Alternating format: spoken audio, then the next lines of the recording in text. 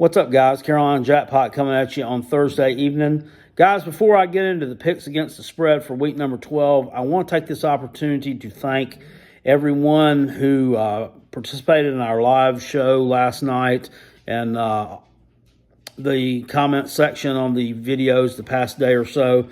Offered condolences to me and my family. I did lose my father on Tuesday morning, and we will be laying him to rest tomorrow morning. And that means a lot from the people in the YouTube comment section, even though I haven't met but maybe one or two of you guys personally. I feel like you're part of my extended family, even some of the ones that pull for Clemson. Same way, part of my extended family, and I do appreciate it. He's better off now. He was 83 years old. He really didn't feel good most of the time, and he's better off being with the Lord now. And he's just a simple man, lived a simple life, and I'll miss him greatly. Only thing I can say about it, and any advice that I would give, if your parents are still living and they're elderly like that, make sure you spend as much time with them as you possibly can. He's not, hasn't always been in the best health, and I feel like I could have done more over the years. Could have spent more time with my dad. Maybe left work 30 or 45 minutes early some days, and went and spent an hour with him. I didn't always do it. Sometimes things get in the way, and you don't think about the big picture and what it may mean down the road. But anyway, I don't want to dwell on the negative. Just want to dwell on the positives. He was a great man. He will be missed, and I do thank you for your concern. Now, on to the picks against the spread. What's up, guys? Carolina Jackpot coming at you. It is Thursday evening, and it's time for the Week 12 picks against the spread. Carolina Jackpot is, through 11 weeks, I'm one game over 500, if you believe that. One game over 500. I actually got in the comment section below on the recap video that I did on Monday. I marked one of my games as a loss when it was a win. I believe it was my Gamecocks game, actually. So that one didn't get counted correctly, so I went back and amended everything. I'm actually one game over, so that's pretty good. And looking to add on to that this week. Got 26 games to pick this week against the spread, just because it being Thursday and all these being played on Saturday could possibly be getting some cancellations, as they've been pretty rampant. Actually, I got two here that are Friday night games. So anyway, let's jump into this and see what's going on in week number 12. We got Syracuse going on the road to Louisville. Louisville is laying 19 points at home against the Orange. Syracuse comes in at 1-7, Louisville 2-6. Syracuse was off last week.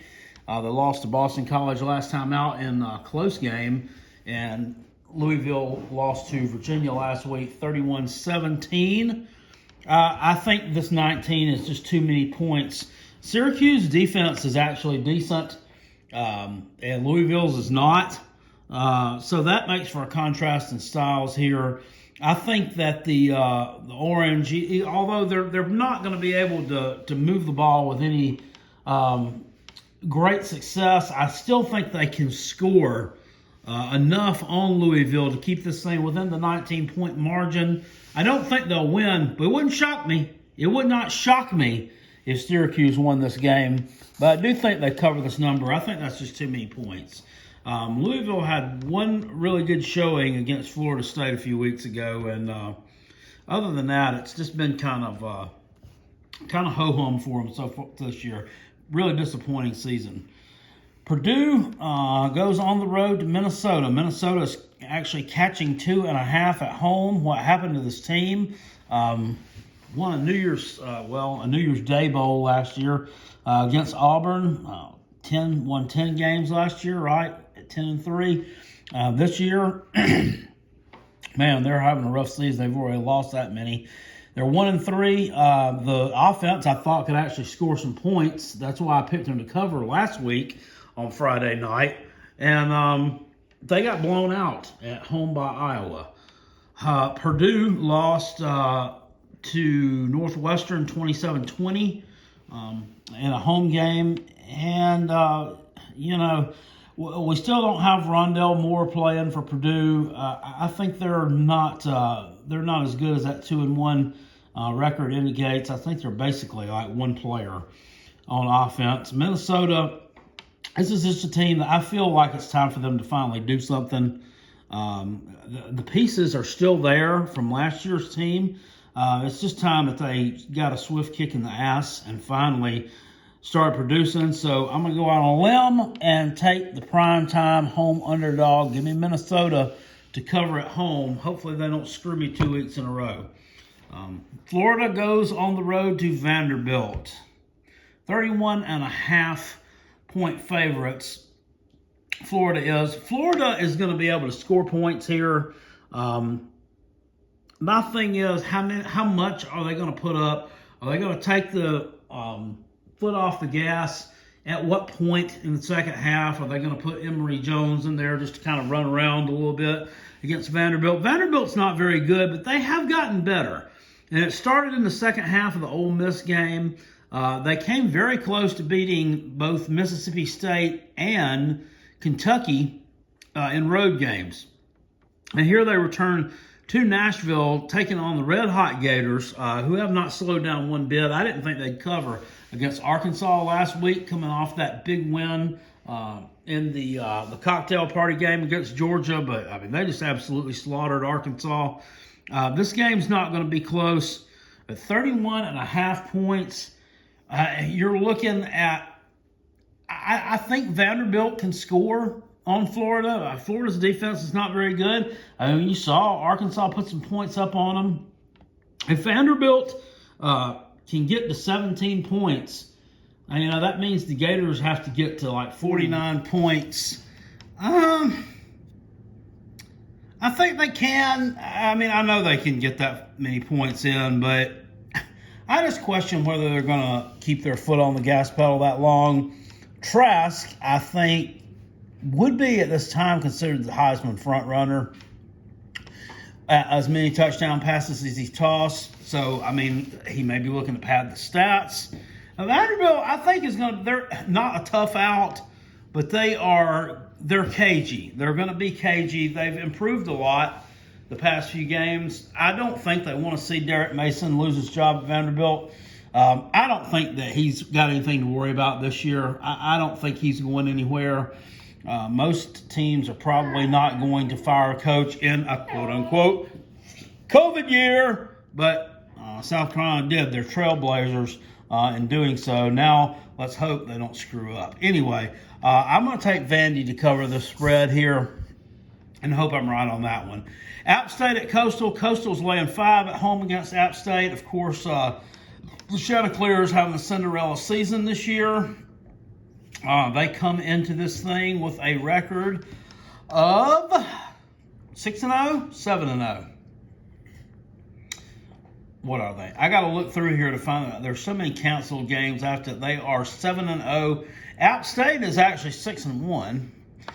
App State's probably going to be missing Zach Wilson, the quarterback, this weekend. They got hurt in the game against Georgia State, and that's not good news. Coastal's ranked 15th in the country. This is the one where they're looking to get that big signature win. I mean, they're looking to punch their ticket here to the Sun Belt Championship game. The other teams that they've beaten this year, I mean, the win over Billy Napier's Louisiana team on the road, that was a good win. But outside of that, I mean, none of these are really uber impressive. Arkansas State is not what they've been. Georgia Southern is ho-hum, and Georgia State and South Alabama, those were expected wins. Now, they did drum Georgia State, which I wasn't expecting. Oh, and then they have the win over the worst Power 5 team in the country in Kansas. Yes, they're even worse than my Gamecocks, believe it or not. So this will be a big statement game. Thomas not playing for App State is huge. And I think Coastal's going to cover the spread. I think they get this win. I think they get this big one at home. Tennessee, the Vols on the road at Auburn. Auburn's laying 11 at home. Neither one of these teams played last week, I don't believe. You know, I don't trust either one of these teams. I really just don't. You know, this is a 7 p.m. game. Auburn's 4-2, and they're coming off of the big win over LSU a couple weeks ago, the 48-11. They haven't played since the 31st. They haven't played since the 31st against LSU. The 48-11 win. Tennessee has not played a game since the 7th when they lost at Arkansas. They're on a 4-game losing streak right now. There's just no, Auburn's ranked again at number 23. They seem to be trending up, and there's just no way that I can't back Tennessee here. I really can't. You know, the Tennessee man is already talking about firing Jeremy Pruitt, and they're in the mix for Hugh Freeze too, along with the Gamecocks. Y'all ain't in the mix for nothing. You're not firing Jeremy Pruitt this year. You're just not. I don't think you're even done paying off Butch Jones yet. I understand that you want results, but good Lord, the guy's got like the number, what is it, ranked, like 6th, 7th recruiting class for 2021 right now. At least give him 1 year to see what he can do with it. He was able to oversee the accumulation of it. Then, I mean, let's see what he can at least do with it. I mean, you're bringing in that kind of talent, and then you're wanting to fire the damn coach. I mean, that just doesn't make sense to me. I mean, at Carolina, our recruiting class this year for 2021 is shit. I mean, we're ranked like number 45 or 46, I think. You can't be doing that. You can't just fire your coach when you got like the 6th best recruiting class in the country for next year. They'll all be gone. I don't think they know what they're doing there. I think Auburn wins this game. You know, if you had asked me a month ago, I might have called it a draw, but I think Auburn gets this one. UNLV at Colorado State. Yeah, I put this one on here just so that I'll have enough to fill the bracket out. No ill will there towards UNLV or Colorado State. I'm sure, you know, great fan bases in your own right. Second straight road game for UNLV. They lost last time out at San Jose State, and Colorado State was blown out by Boise State. The last time they played, you know, I think Colorado, I don't think that Colorado State is as good as San Jose. They don't have the defense that San Jose does. I think UNLV might be able to get a few points. Wait a minute, never mind. This game's canceled. Take that one off there. I just saw it. I swear I wrote it down a while ago and it was not canceled. They must have just done that. Or either I just wasn't paying attention. Anyway, moving on. They're not doing it. So now we only got 25 games. Taters, number 4 in the country, on the road at Florida State. They are laying 35.5 on the highway here. Florida State, they are going to be down to their 4th-string quarterback. We all know Tamarion Terry has left. Marvin Wilson had an undisclosed surgery. Undisclosed surgery means that he quit. I mean, why would you not disclose what kind of surgery you had unless he had some kind of penis implant or something? I mean, and I'm not being funny here. I mean, is he going to a sex change? I mean, why are you undisclosing your surgery? Why won't you disclose what you have? I think he quit. Plain and simple. James Blackman quit. He entered the transfer portal. And then Chubba Purdy, the 3rd stringer, was hurt. He's not going to play the rest of the season.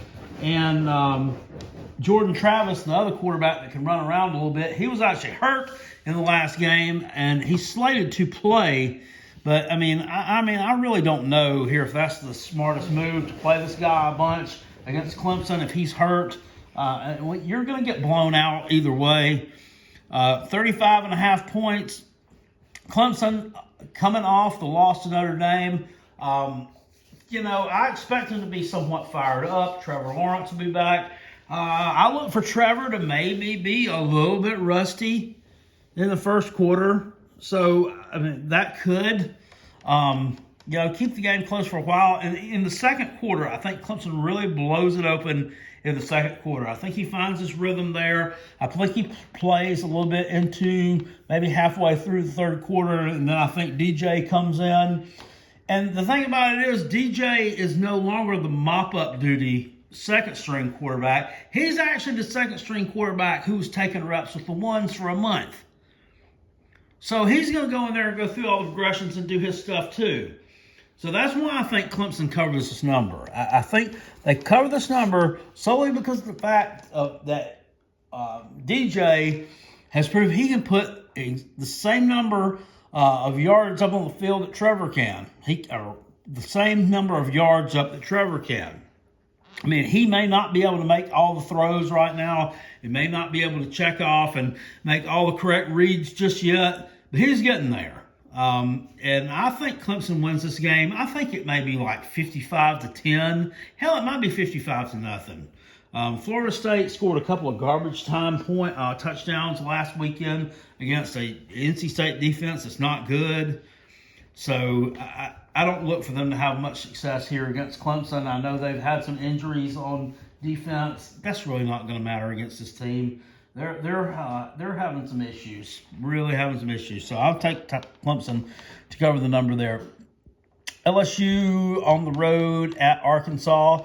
Arkansas is catching 2.5 at home against LSU.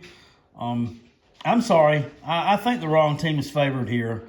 I think that despite the fact that Arkansas lost the last time out against Florida, they ran into a kind of a buzzsaw there with Florida. And I think Florida was being doubted a little bit as far as could they, keep their teeth sunk into the competition, after the big win against Georgia. Were they going to have a letdown? Were they going to let up a little bit? And they were out to prove that they were not going to do that. I think that Kyle Trask may have been left in for another series or two, just to kind of put the screws to Felipe Franks a little bit. Just put the screws to him to let him know who the better team was. Yeah, I think he gets it. I think Felipe Franks comes out in this game. I think he comes out angry. I think he comes out focused. And LSU is definitely a team, if you come out angry and focused, that you're going to throw the ball around a little bit and score some points on, because their defense is atrocious. So give me those Hogs here to cover the spread. I think they pulled the upset on LSU. Might actually consider, I don't know. Doesn't really pay off too well, it looks like. Talking about the money line. Anyway, moving along. We have East Carolina going on the road to Temple. Temple catching 3.5 at home. Temple, another team that not very good to start with, and now they're down to like their fourth-string quarterback. East Carolina is not a terrible football team. We saw them go out about 3 weeks ago, and they actually kind of got robbed by the refs there in the game against Tulsa, which is a pretty highly thought-of team in the AAC. On the road, a team with a really good defense. East Carolina put up 30 points on Tulsa.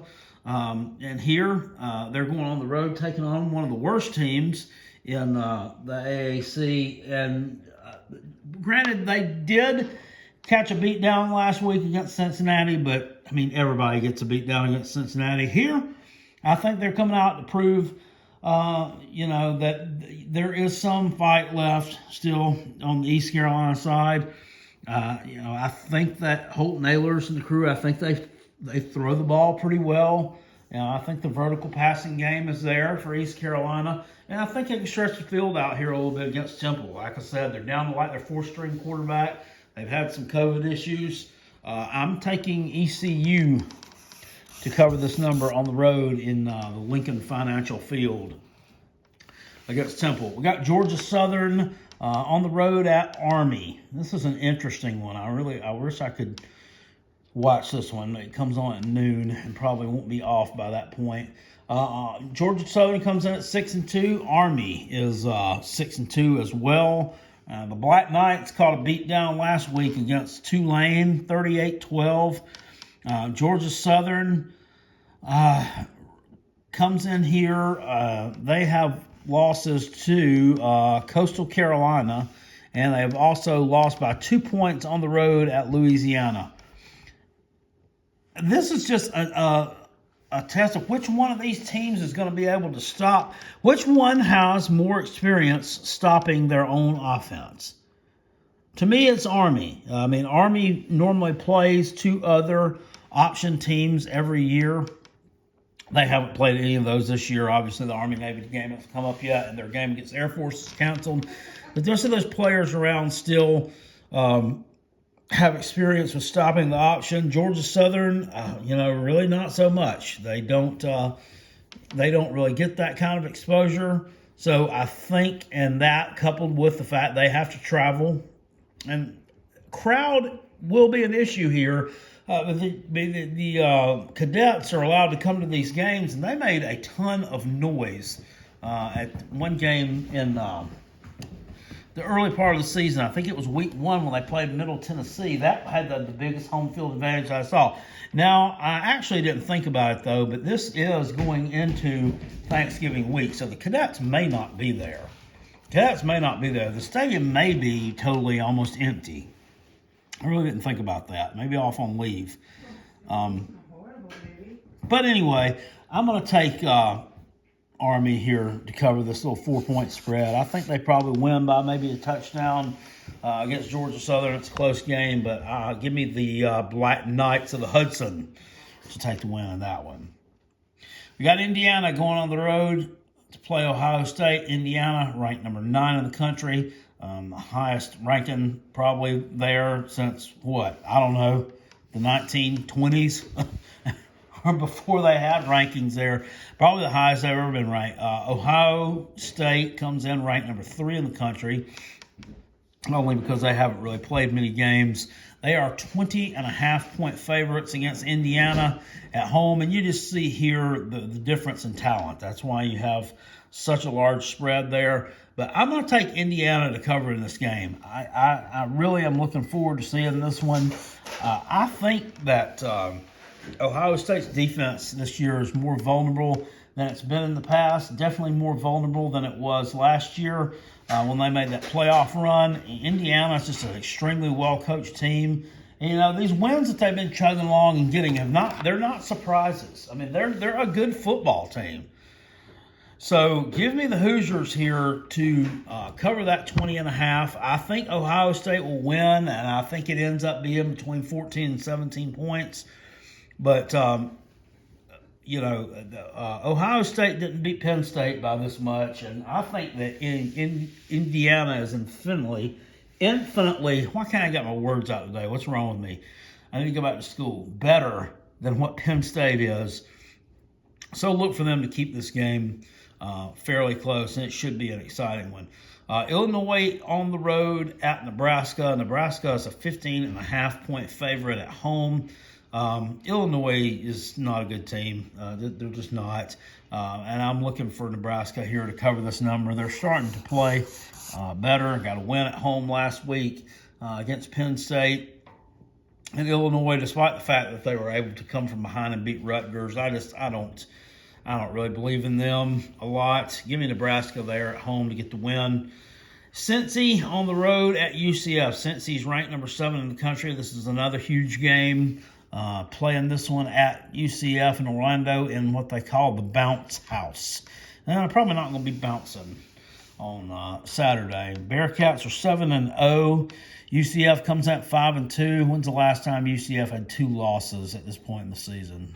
Probably been a long time ago. They've lost to Tulsa, and they have kind of what was a little bit of an upset loss to Memphis. So they lost 2 weeks in a row. But they've come back, gotten wins over Tulane, Houston, and Temple. I know that UCF is going to get some points on the board here against Cincy. But Cincy's, they've just been so impressive this year to me.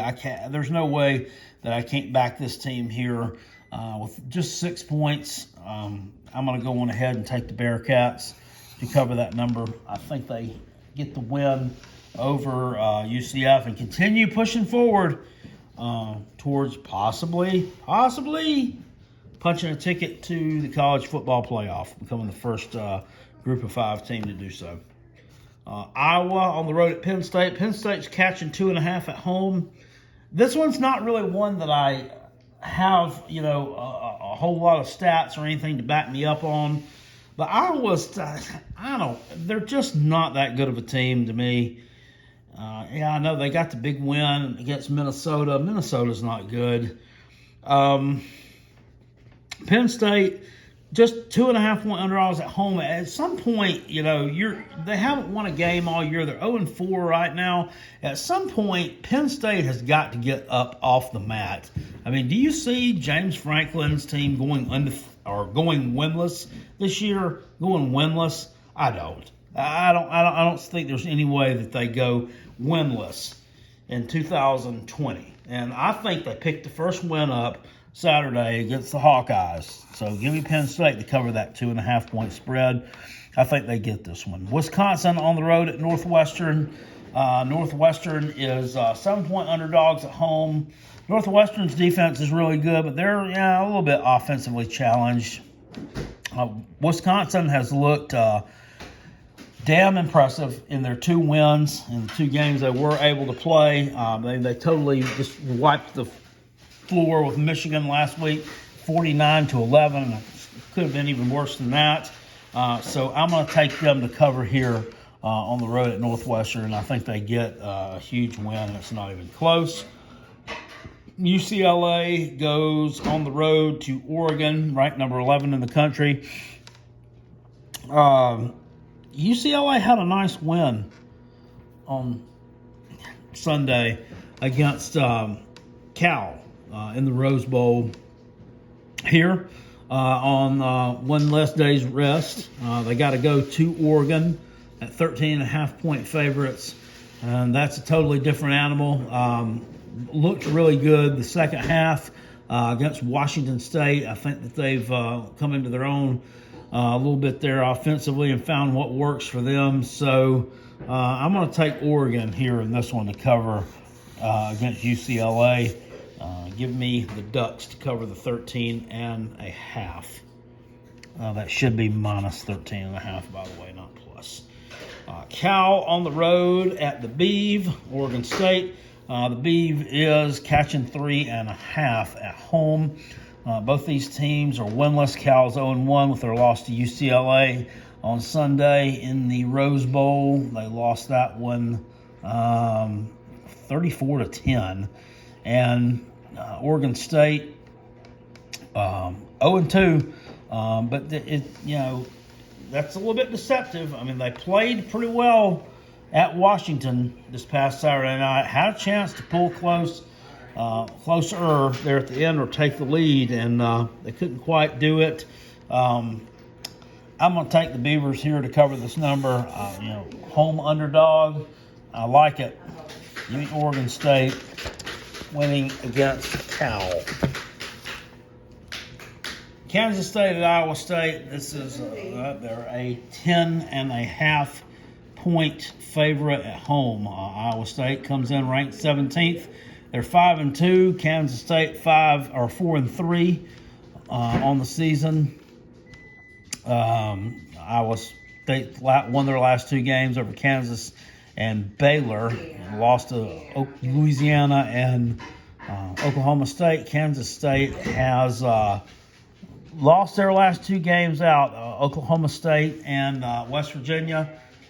Just not able to put a lot of points on the board the past couple of weeks out.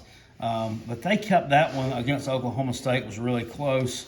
And, in fact, should have won that game. Kansas State's always dangerous. And, you're giving them 10.5 points. I think that's just too much. I'm going to take Kansas State to cover this number against Iowa State. I think they keep that thing pretty close there. Virginia Tech on the road at Pitt. Pitt is a 3-point underdog at home against Virginia Tech. Virginia Tech with a tough loss at home against Miami last time out. Pitt, I believe the last time that Pitt saw action, they blew out Florida State at home, or at Florida State, 41-17. Yep. They're coming off a week's rest. Think that, wow, Pitt lost 4 games in a row before this, though.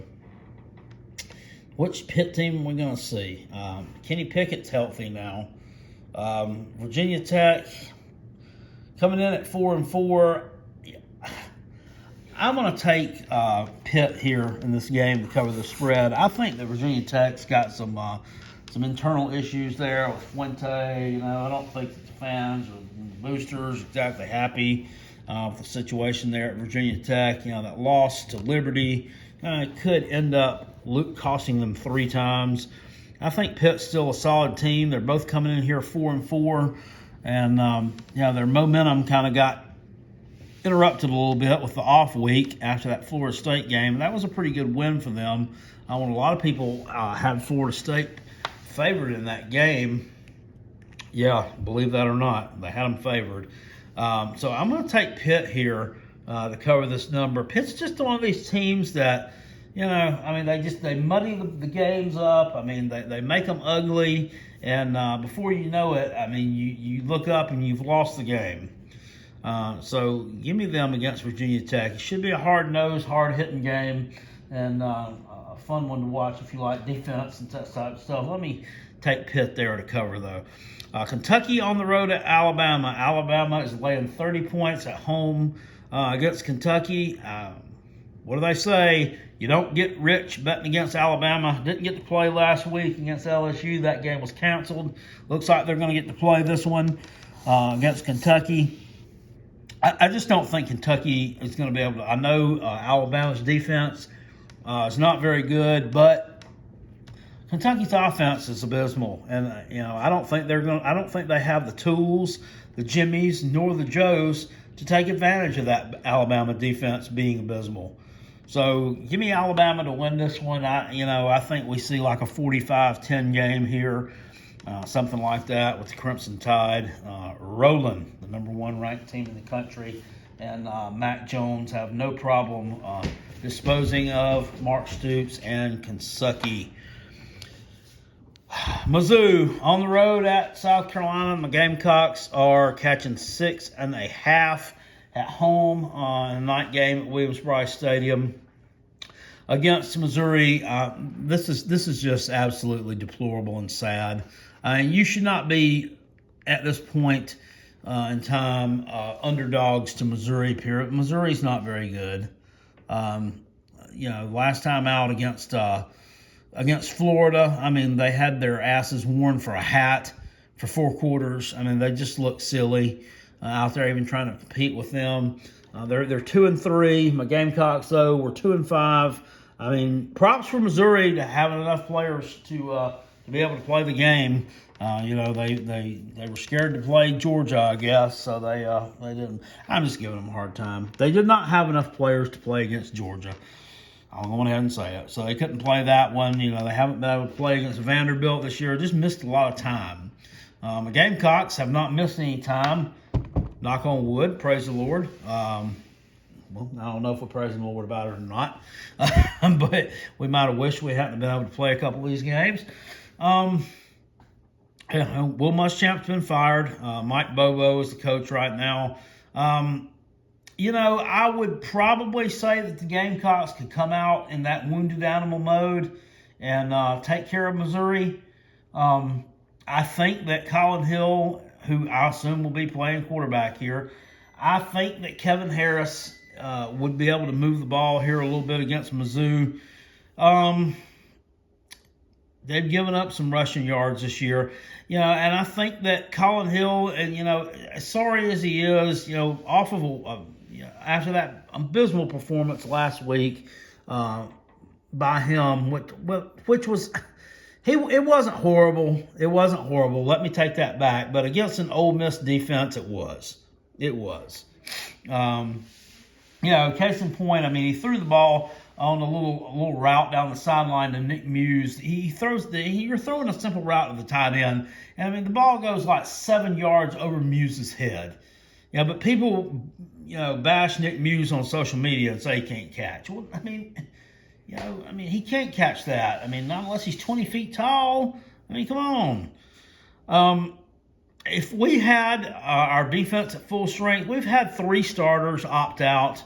That's going to be a big blow for Carolina this week. I mean, a lot of the fans are bashing these kids. If you don't know, Israel Mukwamu, number 24, our cornerback / safety, opted out. The rest of the year is going to prepare for the NFL draft. J.C. Horn, number 1 cornerback, he opted out to prepare for the NFL draft. We all know why they opted out. They opted out either because they're mad that Muschamp got fired, or they just don't want to play for a new coach at this point in their career. Either one, I mean, I don't agree with their decision. I don't exactly like it, but I mean, I'll respect it. And what really got to me was a lot of our fans bashing them on social media and saying, calling them quitters. Okay, well, I can kind of take that with a grain of salt. It is what it is. I get why you feel that way. But then turn around and say they haven't done shit while they were here, which, I mean, is totally not true. That's not true. That's just sour grapes. And why are you making dumb statements? Anyway, if these young men were on the field, I would think that we may have a puncher's chance here against Missouri and keeping this thing close.